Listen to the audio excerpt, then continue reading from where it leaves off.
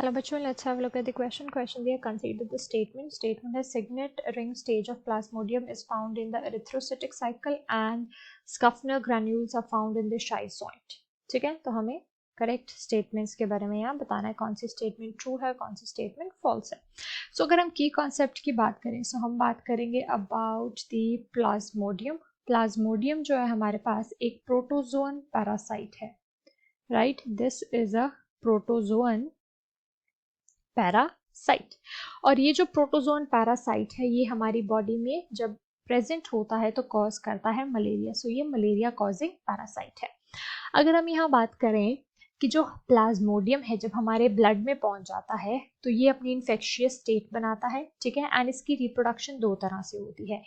एक ये करता है एसेक्सुअल रिप्रोडक्शन एंड दूसरी ये करता है सेक्सुअल रिप्रोडक्शन.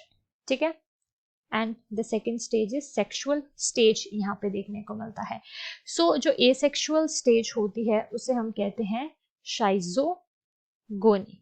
ठीक है, शाइजोगोनी जो होती है वो हमारे लिवर सेल्स में होती है एंड हमारे रेड ब्लड सेल्स में होती है. ओके, एंड नेक्स्ट हमारे पास जब हम बात करें एसेक्सुअल की यानी शाइजोगोनी की तो जो साइकिल लिवर में होता है that is known as the hepatic schizogony. ठीक है, इसे हम कहते हैं हिपैटिक शाइजोगोनी. एंड जो आरबीसीज में होती है हमारे रेड ब्लड सेल्स में होती है उसे हम कहते हैं एरिथ्रोसिटिक शाइजोगोनी, क्योंकि हम हमारे आरबीसीज का सेकेंड नेम क्या है, अनदर नेम एरिथ्रोसाइट्स. तो ये है एरिथ्रोसाइटिक शाइजोगोनी. जब हम बात करें हमारी हिपैटिक शाइजोगोनी की तो इसमें क्या होता है, जब भी जो इन्फेक्शंस है हमारे लिवर सेल्स तक पहुंचते हैं, हमारे हिपैटोसाइट्स तक पहुंचते हैं, वहां पे जाके दे अंडरगो. अब लिवर में हिपैटोसाइटिक शाइजोगोनी में हमारे पास दो स्टेट आ जाती हैं. एक होती है प्री एरिथ्रोसिटिक. ठीक है, प्री एरिथ्रोसिटिक स्टेज आ जाती है एंड उसके बाद हमारे पास आ जाती है पोस्ट एरिथ्रोसिटिक स्टेज. राइट, ये दो स्टेज आ जाती हैं. अब इन्हें डिस्कस करें हम. सो हमारी जो स्टेज होती है जिसमें हम बात कर रहे हैं about the pre erythrocytic stage जो होती है, इसमें जब वो लिवर सेल्स तक पहुंचते हैं, ठीक है, जब भी हमारा स्पोरोजाइट लिवर सेल्स तक पहुंचता है तो वो कन्वर्ट हो जाता है इनटू दी ट्रोफोजोइट. और ट्रोफोजोइट्स जो होते हैं वो हमारे लिवर सेल्स पे फीड करते हैं एंड इसमें क्या हो जाता है कि वो एक मैक्सिमम साइज अटेन कर लेते हैं जिन्हें हम कहते हैं शाइजोन्स.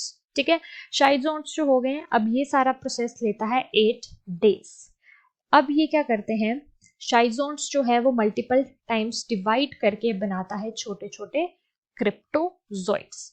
अब ये जो क्रिप्टोजोइट्स हैं हमारे पास ये क्या करते हैं, या तो ये सेल्स को लीव करेंगे. ठीक है, दे लिवर सेल्स को ये क्या करेंगे, लीव करेंगे एंड ये अपना आरबीसीज में एंटर कर जाते हैं. ठीक है, एरिथ्रोसिटिक साइकिल को कंटिन्यू करने में.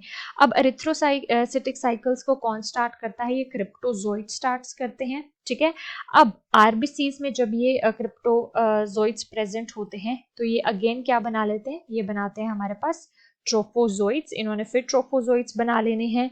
अब ये क्या करेंगे, अब ये अपनी साइज में ग्रो करते हैं एंड अब ये प्रोटोजोन्स जो है वो कैसे लगते हैं, फिंगर रिंग. अब इन्होंने यहाँ पे एक स्पेसिफिक स्ट्रक्चर बना लेना है, एक फिंगर रिंग स्ट्रक्चर बना लेना है जिसे हम बोलते हैं सिग्नेट स्टेज.